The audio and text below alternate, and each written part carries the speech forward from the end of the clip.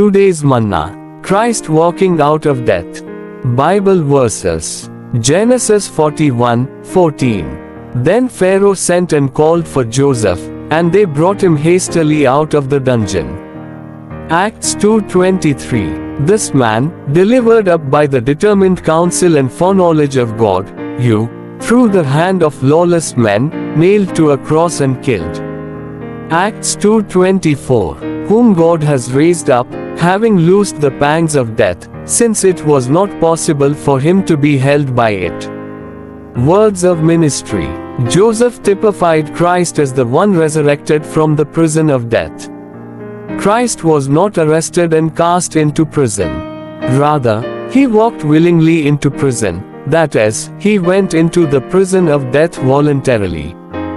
Although he entered into death willingly, the gates of Hades, which is the power of death, the authority of darkness, immediately rose up and sought to keep him there forever.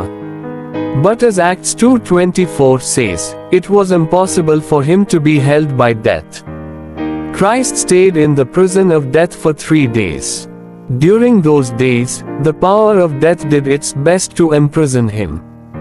But Christ could not be held by death because he is resurrection.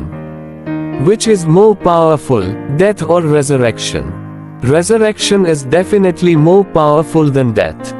Thus, death could not hold Christ, who was not only life, but also resurrection. Therefore, Christ walked out of death. To him, this walking out of death was his resurrection. As Joseph was released from the dungeon, so Christ was also released from the prison of death. All Christians should be familiar with 3 things: the incarnation of Christ, the crucifixion of Christ, and the resurrection of Christ. Amen.